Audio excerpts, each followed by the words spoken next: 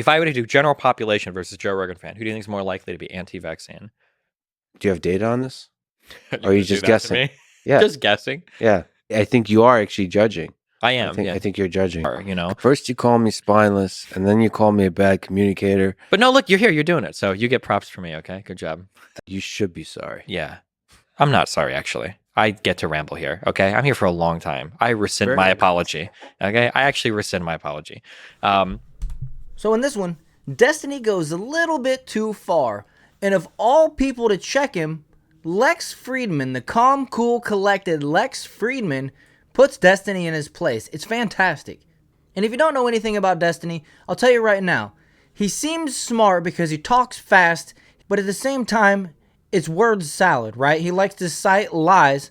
And in this one, he basically exposes himself as a big pharma shill. And he even goes so far as to talk crap on Joe Rogan and his entire fan base. He does what the Democrats typically do and puts them all in the same box, even though it's millions of people that follow Joe Rogan, that like Joe Rogan content. To Democrat Destiny, they're all the same type of people, and they're all below him, right? So let's get her started. I think there are good conversations to be had about a lot of stuff related to how we handled the coronavirus. You know, were lockdowns effective? Was there enough data to support the huge measures we took? You know, why didn't we have the option to show I was infected a month ago? Why do I need to be vaccinated? Why wasn't that option ever a thing in the United States? I don't think it was. There are really good questions to be asked there, but all the people asking the questions are also trying to tell you that ivermectin and monoclonal antibodies are the way to go for everything, and the vaccine is evil, and it's going to turn you gay like the frogs. Yeah, and it's like, Jesus, like you can't. There's like no place to reasonably criticize from, because all of the people that are criticizing aren't doing it with an open mind, or you know, they're not reading studies or doing anything. They're saying like, I do my own research, which means they listen to whatever the last guy on Joe Rogan said, and now they're parroting that opinion 100%. Easy now. Yeah. Easy now, bro. The last guy on Joe Rogan, not Joe Rogan, okay? That Robert Malone guy on Joe Rogan got me real fired That's up. one guest. People see him as like the father of mRNA technology. He published one paper, okay? What do you mean people? Which people think that? Joe Rogan fans. I get like, I run into these people. I start arguing with people, and they start setting me. But what about? I'm a Joe Rogan fan, and I appreciate the vaccine. That's good. I'm glad you do. But there's definitely like but you said there's a type. There's a type. What's the type? What's the type of Joe Rogan fan? Anti-establishment.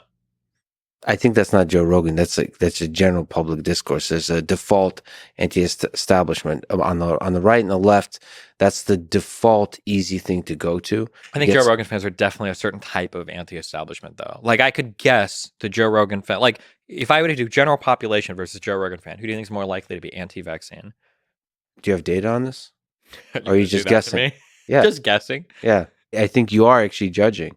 I am. I think you're judging, because I think you're also. The beautiful thing about podcasting, this could be similar to streaming, is there's a large number of people that just listen. Like, what does it mean to be a Joe Rogan fan? I don't think you just listen. I think people listen and absorb the information. I would say that the Joe Rogan fan base is as divided in the vaccine as the general public. If you enjoy content like this, make sure to like, subscribe, and ring that notification bell.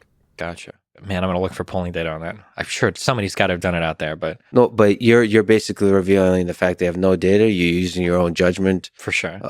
Based on how he's had conversations about how his experience with the coronavirus, and then based on the guests that have come on that have talked and echoed a lot of like anti-vax talking points and been completely unchallenged, and then based on statements he's made about like myocarditis and the vaccine and everything as well, yeah. So it's the level of challenge or not that he's doing. Mm-hmm. Well, yeah, and then what his true positions are, and then the types of guests he typically chooses to bring on to talk about the vaccines, yeah. Okay, but that represents somehow a deep anti-establishment feeling versus just the vaccine. I mean, I've seen the vaccine and other things being a thing that broke people. I think all the coronavirus, that whole 1 or 2 years broke a lot of people. There's a lot of emotion, and the emotion quickly solidified into an opinion that almost had nothing to do with like thinking through and updating your knowledge and so on. You just made up your mind. Yeah, but I think a lot of it comes from that anti-establishment place. Like what the vaccine represents the ultimate of establishment. It was a huge private company backed by a huge public government, and there's Fauci, and there's Biden, and there's Pfizer, and there's all these countries locking us up in our homes, telling us to do a thing. Like the vaccine was like the ultimate like submission tool to like show you that the government owns you. Not only do you have to get injected once, it's a series, and then you got to get boosters, and it's like they're trying to keep you under their thumb, and that's the control. I feel like that vaccine became like the ultimate rallying cry between like, do you support? Are you a sellout that is going to believe whatever the government tells the sheep to take, or are you going to be like the guy that stands against the crowd and gets fired from his job and pulls his kids from school because they're not going to let the evil Fauci medicine, jab them in the arm? And the funny thing is, the crowd that stands against the institution is now larger than the crowd of sheep. There's like one sheep standing there. Sure, yeah, or it feels that way sometimes. One vaccinated sheep. Well, okay. What's the defense of institutions? How do you regain the trust of institutions?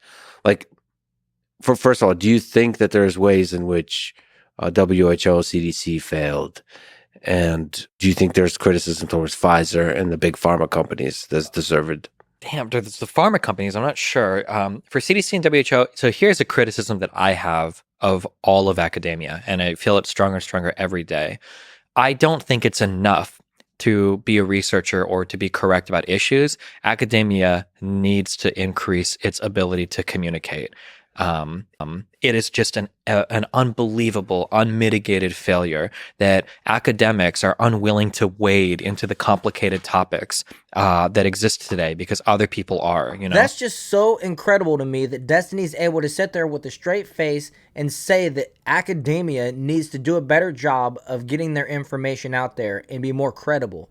When anybody from academia that spoke out during that era was completely shut down off of social media. They were threatened to lose their doctorates. They were kicked out of the universities or threatened to be kicked out of the universities or the jobs that they're currently working at, even though they were the experts in the fields and they were out here on shows like the Joe Rogan podcast telling us the information that they know from their experience. But instead, it was guys like Dr. Fauci who were out here basically just running companies, not actually being an expert in the field, that's telling the people what we all needed to do. And it turns out a lot of that stuff was completely wrong. Dr. Fauci even admitted himself. He came up with the 6-foot rule. There's no science behind that. He couldn't make up his mind on if we should wear 1 mask or 2 or 3 or 15. And it's wild to me that Destiny is so thick that he can't put 2 and 2 together and realize that anybody that tries from academia to get this information out there is putting their entire livelihood at risk. And most choose not to do it. First you call me spineless, and then you call me a bad communicator. But no, look, you're here, you're doing it. So you get props from me, okay? Good job.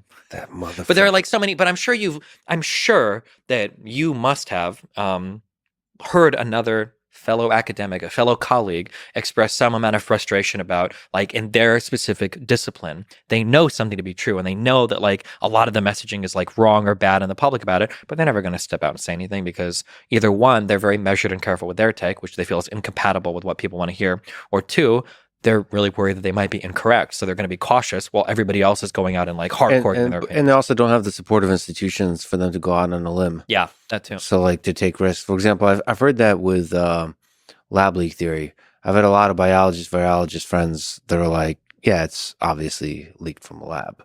Okay. Like early on.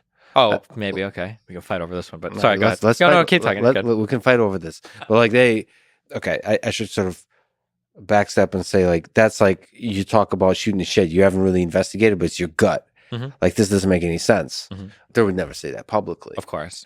Mostly because you're saying like, what they would all say is like, we want to see data. Yeah, which would be good, which is fine. So they're going with like this is too many coincidences in the same place. That's the logic. But they don't want to say anything because there's no data. You need to have evidence. You need to have actual evidence to say one way or the other. There's that. But there's also, just like you said, I mean, effective communication. You're a fan of Sean Carroll. Yes. He's like one of the only people in this whole planet that I like besides you. I love Sean Carroll. Anytime Sean Carroll is brought up as evidenced, there's a smile that comes over your face. I love it. Of like joy. Yeah. Of like a little kid thinking about Santa Claus. Okay, I love Sean Carroll too. People should listen to this podcast. I love Sean Carroll because I hate this divide between like you're either STEM or you're like philosophy, arts, and all that other stuff, and the two worlds can never cross. And I love that he was so good at physics, but like explores and pays attention to all of the like sociological stuff too. It's so rare to find that quality in a person. He's legit one of the really, really, really special minds. But you don't have to be a Sean Carroll. You can be just a little better at educating. Another person in the medical and the health space is somebody named Andrew Huberman, a friend of mine from Stanford. He's an incredible educator. Mhm. There's the kind of process in science they usually call like review or survey papers, where you basically summarize all that's going on, integrate it, and like draw wisdom from it, and also project like where's the discipline headed. And Andrew does that basically on all these subcomponents of the different stuff going on in neuroscience and biology, neurobiology, all of that. He's able to. He does a podcast called Huberman Lab, where he just summarizes all and is able to explain like what does that actually mean for your life in terms of protocols of how to make your life better. I feel like people should be able to do that more and more. But with virology and oh boy, that's a tricky one. That's a really tricky one. I wish that people could have honest conversations. Like, I attack a lot of people that do the lab leak theory stuff, but truly, we should be able to have that conversation publicly. It always feels like the people that are having the conversation don't ever really want to have the conversation. They're not being honest. Like I'm a guy that like does his own research, and it's so boring reading studies, and a lot of it I can only do abstracts, and it's so much work.